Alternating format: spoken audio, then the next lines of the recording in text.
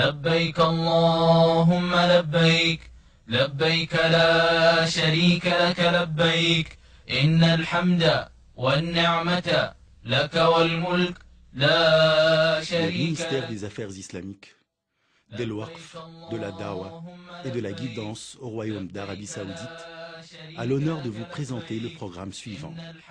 Rite du Hajj, pas à pas.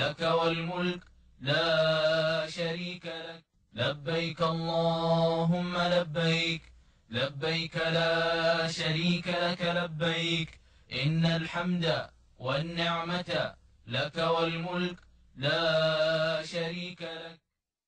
وإذ بوأنا لإبراهيم مكان البيت ألا تشرك بي شيئا وطهر بيتي للطائفين والقائمين والركع السجود وأذن في الناس بالحج يأتوك رجالا وعلى كل ضامر يأتين من كل فج عميق. La Mecque, cette ville honorée, abrite la Kaaba, qualifiée dans le Saint-Coran de maison antique. C'est là que les cœurs des musulmans de par le monde cherchent refuge. C'est vers elle que s'orientent les fronts et les cœurs en toute humilité et soumission vis-à-vis d'Allah, 5 fois par jour. C'est vers elle que viennent les musulmans de tout chemin éloigné afin d'accomplir leur rite. C'est autour d'elle qu'ils font le tawaf depuis le jour où Ibrahim, paix sur lui, l'a bâti par obéissance à l'ordre de son Seigneur. Ainsi les musulmans se plient à leur tour à l'ordre d'Allah de faire le pèlerinage à cette maison, laquelle fut la première à être édifiée pour que les gens y adorent Allah, à la lumière d'une guidance et d'une foi dépouillée de toute fausse croyance et de toute conception erronée. إن أول بيت وضع للناس للذي ببكة مباركا وهدى للعالمين فيه آيات بينات مقام إبراهيم ومن دخله كان آمنا ولله على الناس حج البيت من استطاع إليه سبيلا ومن كفر فإن الله غني عن العالمين. Lorsqu'Allah, exalté soit-il, voulut que la lumière de l'islam voie le jour, il envoya le dernier de ses prophètes, Mohammed, paix et bénédiction sur lui, avec la religion de vérité, et ce afin de la faire triompher sur toute autre religion, de montrer aux gens l'ignorance et l'égarement auxquels ils avaient succombé, et de leur élucider la vérité du culte d'Allah, en raison de laquelle il créa aussi bien les humains que les djinns. Il fut dûment constaté que le prophète, paix et bénédiction sur lui, dit « L'islam est bâti sur 5 piliers. L'attestation que nul n'est digne d'être adoré en dehors d'Allah et que Mohammed est le messager d'Allah, la pratique de la prière, l'acquittement de l'aumône légale, le jeûne du ramadan, l'accomplissement du pèlerinage à la Mecque. » Le Hajj est donc l'un des piliers de l'islam. Un musulman qui a les moyens d'accomplir le Hajj n'aura la foi parachevée que s'il l'accomplit. Le Hajj est le 5e pilier de l'islam. Il est obligatoire pour tout musulman pubère, sain d'esprit et libre, une seule fois au cours de sa vie, à condition qu'il soit capable de l'accomplir aussi bien au niveau financier que sanitaire. En effet, des millions de pèlerins affluent vers les terres saintes afin d'accomplir ces rites, ayant foi en l'éminence du statut de cette obligation religieuse et en l'importance de fournir des meilleurs services à quiconque vient s'acquitter de cette obligation. Le gouvernement du serviteur des 2 saintes mosquées, le roi Abdallah ibn Abdelaziz, a mis en œuvre tous ses moyens matériels et humains et a orienté tous ses ministères vers le service de hôte de Rahman, Allah, afin de leur assurer le confort et la sécurité dès leur arrivée sur les territoires saoudiens et jusqu'à leur retour dans leur pays, entourés de la protection d'Allah, exalté soit-il. Vous allez réaliser, chers frères, que nombre de projets, de services et de programmes diversifiés furent élaborés et mis à votre disposition afin de vous assurer confort, sécurité et bien-être. N'hésitez pas alors à en profiter. Vous êtes le bienvenu, cher hôte, au sein du pays des 2 saintes mosquées.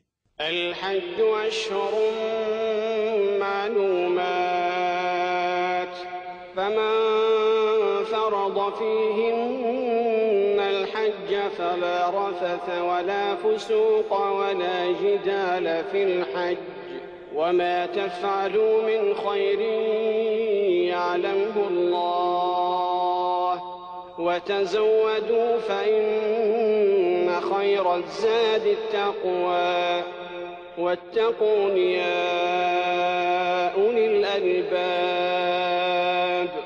Il existe 3 types de hajj, connus sous le nom de nusuk. Chacun se distingue par une qualité et des obligations qui doivent impérativement être remplies pour que le hajj soit valable.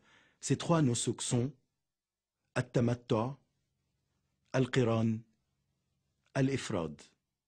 Le meilleur de ces 3 types étant le tamattu', qui s'effectue en entrant en état de ihram avec l'intention d'accomplir une umra lors des mois du hajj. Ensuite, en achevant le tawaf, le sa'i et le raccourcissement des cheveux, le pèlerin quitte ainsi l'état de l'ihram. Or, le 8e jour du mois de Dhul Hijjah, il entame encore une fois l'ihram dans l'intention du hajj cette fois, à partir du lieu où il se trouve à ce moment-là. Il se dirige ensuite vers les lieux saints et accomplit le hajj. Il est tenu de faire un sacrifice ou, s'il n'en a pas les moyens, de jeûner 3 jours au cours du hajj et cette autre une fois rentré chez lui.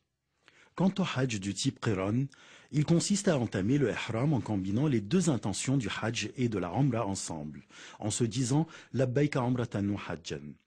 Une fois arrivé à la Mecque, le pèlerin doit accomplir le tawaf al-qudum ainsi que le sa'i du hajj et de la umra, et ce tout en préservant son ihram sans jamais se désacraliser. Le 8e jour, il se dirige vers les lieux saints s'acquit des autres rites formés des 2 rites distincts, à savoir le hajj et la umra. Il doit offrir un sacrifice et si, faute de moyens, il n'y parvient pas, il devra jeûner 3 jours au cours du hajj et cette autre une fois rentré chez lui. Reste le hajj du type ifrad, lequel consiste à entrer en état de ihram avec l'unique intention d'accomplir le hajj.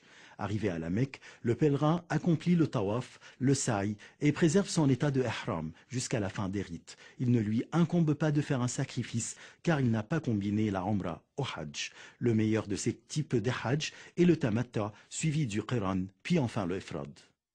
Chers frères, si vous comptez voyager à la Mecque, afin d'accomplir les rites du hajj et de la umra, il vous sera impératif d'entrer en état de ihram à partir d'un des miqat que le prophète, paix et bénédiction sur lui, détermina à savoir. Dhul Hulayfa, le miqat des habitants de Médine connu aussi sous le nom de Abyar Ali.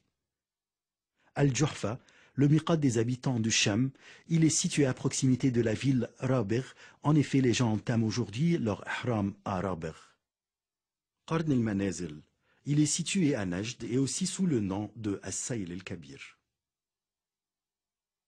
Yalamlam, le miqat des habitants du Yémen, sachant qu'ils entrent en état d'ihram à partir des Saadiyya.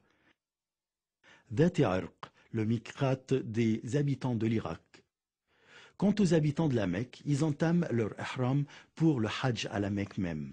Ceci dit, il incombe à quiconque passant par ces miqats dans l'intention d'accomplir le hajj ou la umra d'entamer l'ihram à partir du miqat correspondant à sa provenance. Or, celui qui dépasse intentionnellement son miqat sans entrer en état d'ihram doit impérativement y retourner et entamer son ihram. Sinon, il est tenu d'expier sa faute en sacrifiant une brebis à la Mecque et en distribuant sa chair aux pauvres.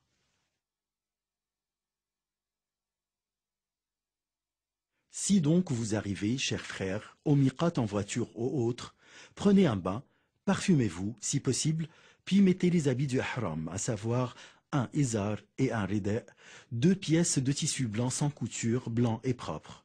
Quant à la femme, elle est autorisée à revêtir les habits qu'elle souhaite, pourvu qu'elle ne se pare pas et qu'elle n'exhibe pas ses atours. Ensuite, formulez l'intention d'entrer en état d'ihram pour accomplir la umra.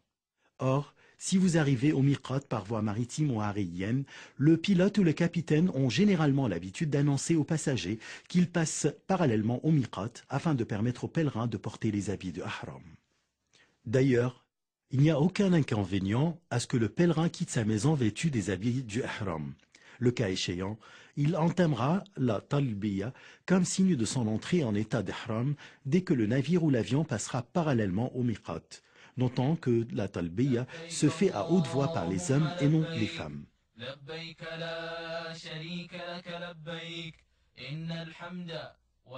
Chers frères, lorsque vous prononcez la talbiya, soit pour accomplir la umra en disant labbayka umra, soit pour le hajj en disant labbaika hajjan, soit pour les deux à la fois en disant labbaika umratan wa hajjan. Vous avez ainsi entamé les rites et il vous est désormais prohibé de commettre toute action interdite lors de l'ihram.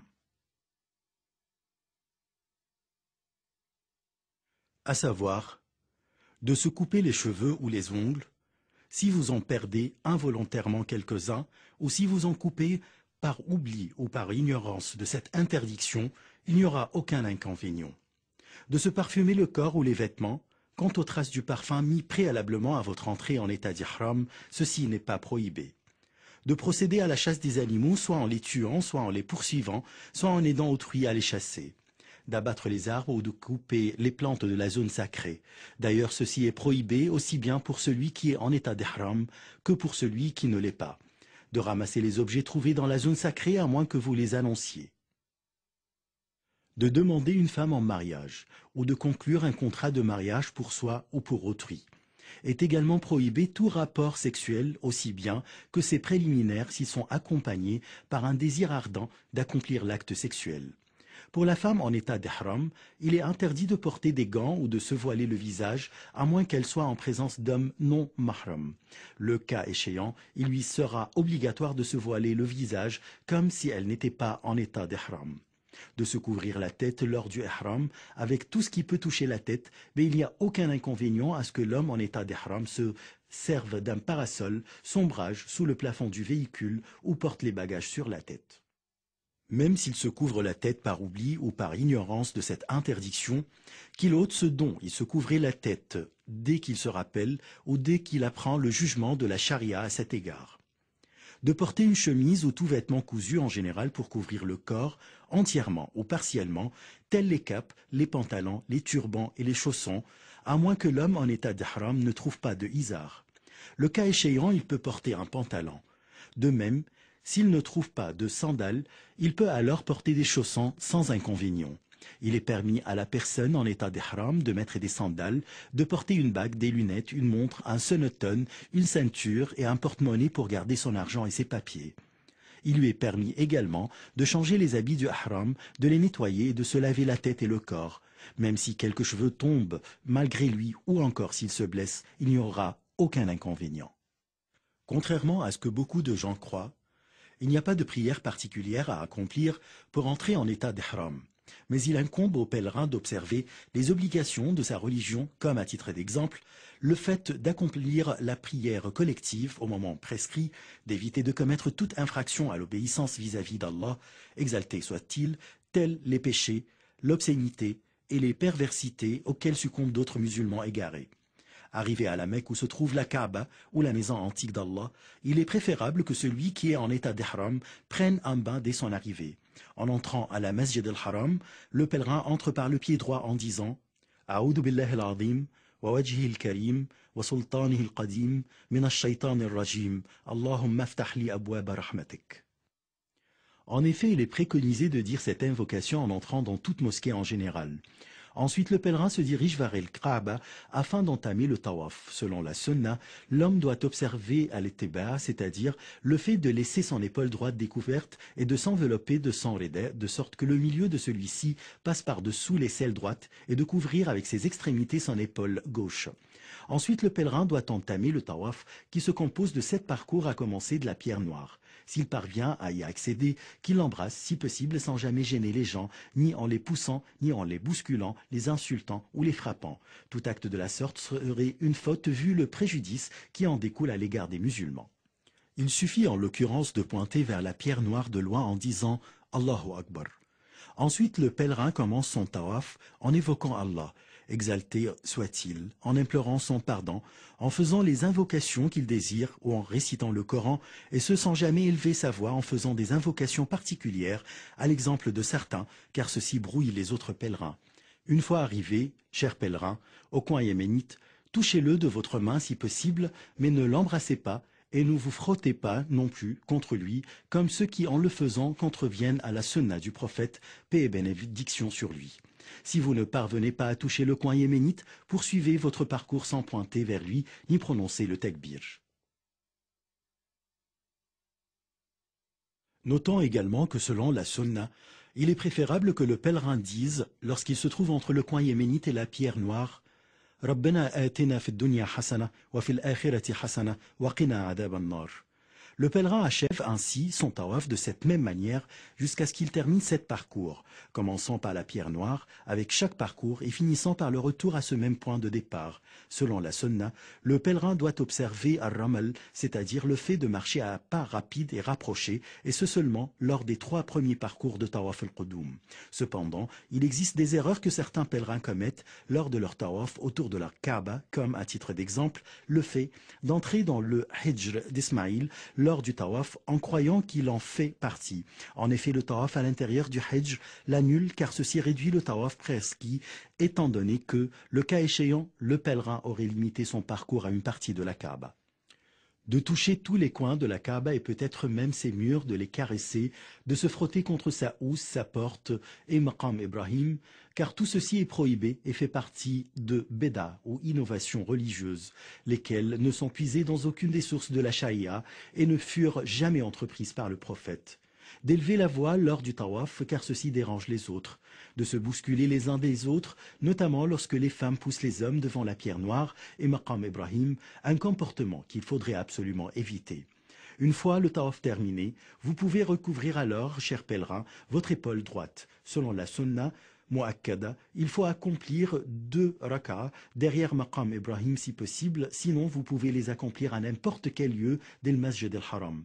Après Al-Fatiha, vous récitez la sourate del Kafirun au cours de la première rak'ah et la sourate del Ikhlas au cours de la seconde. Cependant, il n'y a aucun inconvénient si vous récitez d'autres sourates.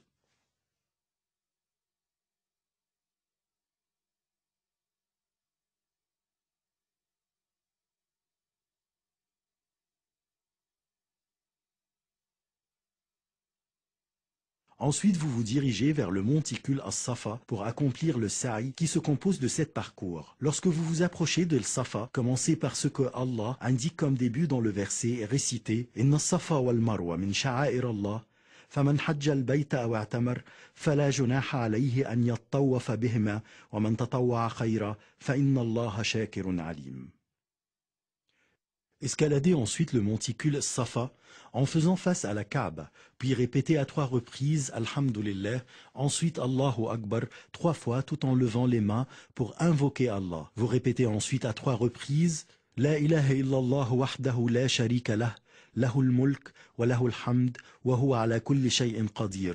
La ilaha illallah wahdah anjaza wa'dah wa nasara 'abdah wa hazama al-ahzaba wahdah. Et il n'y aura aucun inconvénient si vous répétez ce zikr moins que 3 fois. Notons qu'il ne faut lever les mains qu'en faisant les invocations et qu'il ne faut pas pointer avec les mains lors du takbir. Ceci est en effet une des erreurs communes chez nombre de pèlerins. Ensuite, le pèlerin descend de Safa et se dirige vers le monticule d'El Marwa en marchant. Il se met à faire des invocations pour lui-même, pour sa famille, pour l'ensemble des musulmans, et ce jusqu'à ce qu'il arrive au signal vert, à partir duquel il commence à marcher plus vite. Notant que cette accélération s'applique uniquement aux hommes et non aux femmes. Une fois arrivé au second signal vert, il reprend la marche à la vitesse habituelle jusqu'à ce qu'il arrive à El Marwa. Là, il s'oriente vers la Kaaba et répète le dhikr qu'il avait récité en escaladant As-Safa, suivi des invocations qu'il veut. Ensuite, il descend d'El Marwa, marche jusqu'au signal vert à partir duquel il commence à accélérer le pas en parcourant la distance entre ce signal et le second. Ensuite, il reprend sa vitesse normale jusqu'à ce qu'il escalade Safa et ainsi de suite. Au bout de 7 parcours conformément à cette manière, le sa'i sera ainsi achevé, sachant que l'allée de Safa vers El Marwa est comptée comme un seul parcours et le retour d'El Marwa vers El Safa est compté comme un autre parcours. Notons qu'il n'y aura pas d'inconvénient si vous commencez votre sa'i en marchant et que, à cause de la fatigue ou de tout autre problème sanitaire éventuel, qu'Allah vous en préserve, vous poursuivez votre sa'i sur un véhicule. Il est autorisé à la femme en période de menstrue ou de lochi d'accomplir le sa'i sans faire le tawaf, étant donné que le lieu du sa'i ne fait pas partir d'El Masjid al-Haram. Notons parmi les erreurs fréquentes lors du sa'i l'accélération des femmes en parcourant la distance entre les 2 signaux verts. Une fois le sa'i achevé, le pèlerin du type tamatta procède au raccourcissement de ses cheveux. Il lui incombe de raccourcir tous ses cheveux, contrairement à la femme qui, elle, raccourcit les siens de la longueur d'une phalangette. Ainsi, le pèlerin du type tamatta aura accompli sa umra et tout ce qui lui a été interdit durant l'état d'ihram lui deviendra désormais permis. Il est préconisé au pèlerin de multiplier la talbiya au moment prescrit à cet égard, à savoir depuis l'ihram jusqu'au commencement du tawaf pour la umra, depuis l'ihram jusqu'au jet de Jamarat al-Aqaba le jour d'Aïd al-Adha. Il dira alors en arabe Labbaik Allahumma labbaik, labbaik la sharika laka labbaik, innal hamda wa ni'mata laka wal mulk la sharika lak. Le 8e jour de Zulhijja, le jour de Tarwiyah. Ce jour-là, les pèlerins se rendent à Mina en état d'ihram, quel que soit le type de leur pèlerinage, tamattu', qiran ou ifrad, observant ainsi la sunna du messager d'Allah, l'élu, paix et bénédiction sur lui. Il est préférable de se diriger vers Mina avant le temps du zawal, c'est-à-dire avant midi. Les pèlerins y accompliront alors les prières de Zuhr, de l'Asr, de l'Maghrib et de l'Isha et de l'Fajr, et ce en raccourcissant les prières composées de 4 rak'ah sans les combiner ensemble. À cet égard, il n'existe aucune différence entre les habitants de la Mecque et les autres pèlerins. Selon la sunna, le pèlerin passe la nuit à Mina le jour de Tarwiyah. Une fois la prière d'El-Fajr du 9e jour de Zulhijja accomplie, il faut attendre le lever du soleil puis entamer la marche vers Arafat dans un état de tranquillité et de sérénité, tout en répétant la talbiya et le takbir. Le 9e jour de Zulhijja, le jour d'Arafat. Ce jour solennel, le jour que le messager d'Allah qualifia du meilleur jour.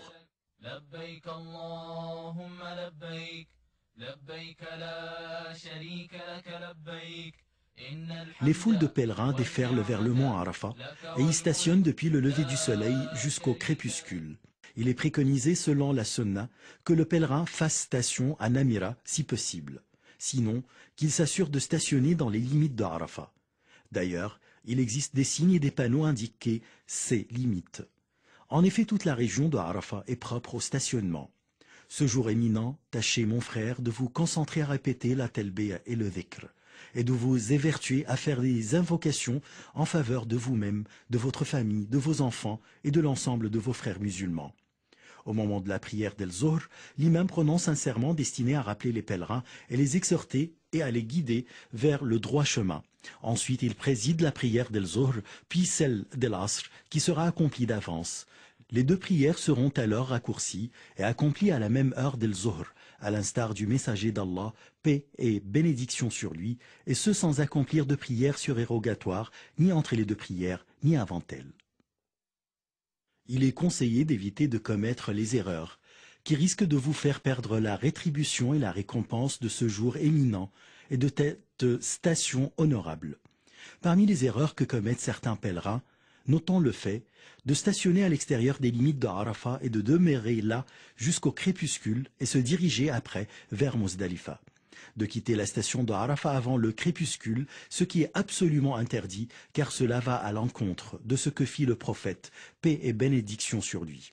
De se pousser, de se bousculer les uns les autres afin d'escalader le mont de Arafat, arriver à son sommet, le toucher pour en tirer bénédiction et prier là-dessus. Ceci fait partie des bédas qui n'ont aucune origine dans la charia, outre bien entendu les inconvénients sanitaires et physiques qui en découlent.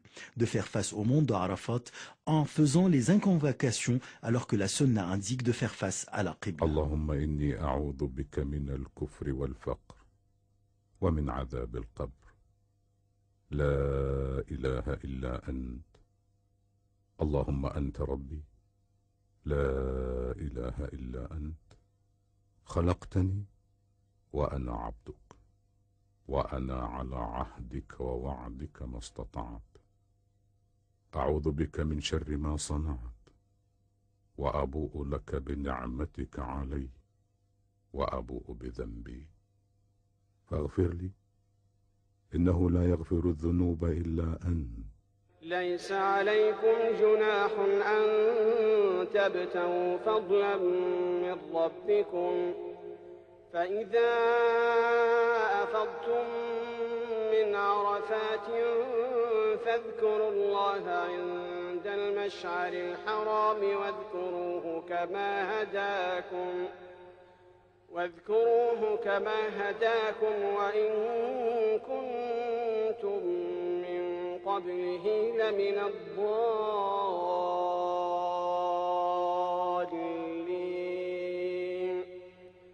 ثم أفيضوا من حيث أفاض الناس واستغفروا الله إن الله غفور رحيم. Après le coucher du soleil du 9e jour de Zulhijjah, les groupes de pèlerins se dirigent, protégés par la bénédiction d'Allah, vers le Mish'ar al-Haram ou al-Muzdalifa pour y faire la prière del Maghrib et del Aïcha, lesquelles seront alors raccourcies et accomplies ensemble dès l'arrivée à Muzdalifa, et ce après un seul adhan et 2 iqama. Les pèlerins y passeront la nuit tout en répétant la talbiya et en faisant les louanges à Allah, car il les a comblés de sa grâce et leur a accordé son bienfait de stationner sur le mont Arafat et assister à ce rassemblement solennel. Cependant, il s'avère impératif de solliciter votre attention sur certaines erreurs que les pèlerins commettent une fois arrivés à Muzdalifa, comme, entre autres, leur départ avant d'accomplir les prières raccourcies del Maghrib et l'Aïcha ensemble, et ce afin de se munir des jamarot ou cailloux, alors que la prière est prioritaire. Il croit qu'il est impératif de rassembler les jamarot de Muzdalifa, ce qui est en fait une erreur à ne pas commettre. En effet, selon la sunna, les pèlerins doivent passer la nuit, comme déjà mentionné, à Muzdalifa jusqu'à la prière d'El Fajr. Il est permis aux femmes, aux faibles et aux enfants de se diriger vers Mina dès la fin de la nuit. Une fois de la prière d'El Fajr accomplie, il est préférable pour le pèlerin de stationner à El Mish'ar al-Haram, amont à Muzdalifa ou à n'importe quel endroit à Muzdalifa, de s'orienter vers la Qibla, de multiplier le dhikr, le takbir et les invocations autant que possible et enfin de chercher à se munir de cailloux pour le jet des jamarot. Il doit rassembler 7 cailloux qui soient un peu plus grands qu'un pois chiche pour le rite du jet de jamarot al-Aqaba al-Kubra. Il pourra rassembler le reste des cailloux de Ména et poursuivre ainsi son chemin vers Ména avant le lever du soleil avec la bénédiction d'Allah, tout en répétant la talbiya en toute humilité et en multipliant le dhikr. Une fois arrivé à Ména, le pèlerin doit s'empresser d'aller à Jamarat al-Aqaba, situé à proximité de la Mecque. Là, il cessera alors de répéter la talbiya et commencera à lancer sur Jamarat al-Aqaba 7 cailloux consécutifs en disant Allahu Akbar lors du jet de chaque caillou. Ensuite, il égorge une bête pour le sacrifice. S'il lui incombe de le faire, il en mange, il en donne à manger aux pauvres. Enfin, il doit se raser les cheveux ou bien les raccourcir. En fait, il est préférable de couper ses cheveux à l'aide du rasoir. Quant à la femme, elle raccourcit également ses cheveux, mais seulement de la mesure d'une phalangette. Cet itinéraire à suivre est le meilleur à cet égard. Cependant, il n'y a aucun inconvénient si certains de ces actes devancent d'autres. Allahu Akbar, Allahu Akbar, Allahu Akbar. La ilaha illallah, Allahu Akbar. Allahu Akbar wa lillahil hamd. Allahu Akbar, Allahu Akbar, Allahu. Les musulmans des 4 coins du monde, aussi bien que les pèlerins à Ména, en particulier accueillent tous les jours de Eid al-Adha avec un ravissement extrême, réjouis de la grâce dont Allah les a dotés et se souciant de s'approcher davantage d'Allah, en égorgeant leurs bêtes. D'ailleurs, l'organisation et la gestion saoudienne de la viande des sacrifices fournit aux pèlerins une véritable aide à accomplir ce rite. Il est à noter que certains pèlerins commettent certaines erreurs lors du jet des jamarot, comme par exemple la croyance de certains qu'ils sont en train de lancer ces cailloux sur des démons, ce qui suscite leur colère et les pousse à insulter ceux-ci. Or, le jet des jamarot ne fut légiféré que pour évoquer Allah. Le jet de gros cailloux, de chaussures, de morceaux de bois pour lancer les jamarot, ce qui est une exagération dans la religion, et le messager d'Allah, paix et bénédiction sur lui, a interdite. Le fait de se bousculer et de lutter devant les jamarot pour accomplir le rite du jet des cailloux, ce qui est en fait une erreur fatale. Le pèlerin est tenu de faire preuve d'indulgence à l'égard de ses confrères et de chercher à jeter les jamarot dans le bon endroit de sorte que le caillou lancé tombe dans la circonférence de la jamara, qu'il parvienne à frapper son poteau ou pas. le jet de tous les cailloux ensemble, car le cas échéant, ceci sera considéré comme le jet d'un seul caillou. C'est que, selon la sunna, il faut lancer les cailloux l'un après l'autre en prononçant le takbir après le jet de chaque caillou. Une fois la jamara de l'Aqaba lancée, les cheveux rasés ou raccourcis, le pèlerin a ainsi partiellement quitté l'état d'ihram. Il peut en l'occurrence mettre ses habits et tout ce qui lui a été interdit devient désormais permis, exception faire du rapport sexuel avec son épouse. Enfin, le pèlerin se rend à la Mecque pour accomplir le tawaf d'El-Ifada, lequel est un pilier essentiel du Hajj, en l'absence duquel le Hajj ne sera pas accompli. Après ce tawaf, il entame le sa'i. Si son Hajj est du type Tamattu ou si son Hajj est du type Qiran ou Ifrad, et qu'il n'avait pas encore accompli le sa'i lors de tawaf el-Qudum. Le cas échéant, le pèlerin doit entamer le sa'i tout en sachant qu'il est permis d'ajourner le tawaf d'El-Ifada après l'écoulement des jours de Ména et le retour à la Mecque une fois le jet des cailloux achevé. Après le tawaf et l'Ifada, le jour de Nahr, tout ce qui était interdit aux pèlerins redevient désormais permis, y compris le rapport sexuel avec l'épouse. Il retourne ensuite à Mina pour y passer les 3 jours de Tashriq, à savoir la veille du 11, du 12 et du 13 de Zul Hijjah. Il peut même partir au bout de 2 nuits seulement, tel que l'indique le verset. واذكروا الله في أيام معدودات فمن تعجل في يومين فلا إثم عليه ومن تأخر فلا إثم عليه لمن اتقى واتقوا الله واعلموا أنكم إليه تحشرون. Il incombe aux pèlerins de lancer les 3 jamarat au cours des jours qu'ils passent à Ména, tout en observant le takbir à chaque jet de cailloux. Selon la sunna, il est préconisé aux pèlerins de se tenir debout après le jet de la jamara soghra et la jamara al-wusta, de faire face à la qibla, de lever les mains et de faire les invocations qu'ils désirent. Or, ceci ne s'applique pas au jet des cailloux de la jamara al-oula ou la jamara al-aqaba, suite auquel le pèlerin ne s'arrête pas pour faire des invocations. Quiconque désire partir au bout de 2 jours seulement est alors tenu de jeter les 3 jamarat le 12 de Zul Hijjah et de quitter Ména avant le coucher du soleil. Si le soleil se couche alors que le pèlerin est encore à Ména, il devra passer la veille du 13 de Zul Hijjah à Ména et achever le jet des jamarat le lendemain, c'est-à-dire le jour du 13, et ce à moins qu'il se soit déjà préparé à quitter tôt. Le cas échéant, il pourra partir sans passer la nuit à Ména. Avec le retour à la Mecque, encore une fois, pour faire le tawaf autour de la Kaaba, le séjour arrive à sa fin, lorsque les délégations de pèlerins achèvent leur rite en observant tous les piliers, les devoirs et les obligations prescrits à cet égard. Le tawaf d'El-Wada' est alors la dernière étape du Hajj, se pliant ainsi à l'ordre du messager d'Allah, paix et bénédiction sur lui, qui dit à ce sujet « La yanfiranna ahadukum hatta yakuna akhira ahdihi bil bayt » Le tawaf el-Wada' est le dernier rite du Hajj que le pèlerin doit observer juste avant de regagner son pays. Personne n'est exempt de ce rite, sauf la femme en période de menstrue ou de lochi.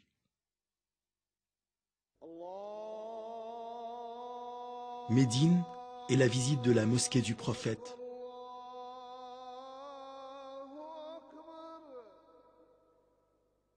Nous nous rendons à Médine, la ville où le prophète, paix et bénédiction sur lui, immigra et fut enterré pour visiter sa mosquée, laquelle est une des 3 mosquées indiquées dans son hadith où il dit « Ne partez pas en voyage pour visiter des mosquées, à l'exception de ces 3, la mosquée sacrée, ma mosquée que voici et la mosquée d'Al-Aqsa. »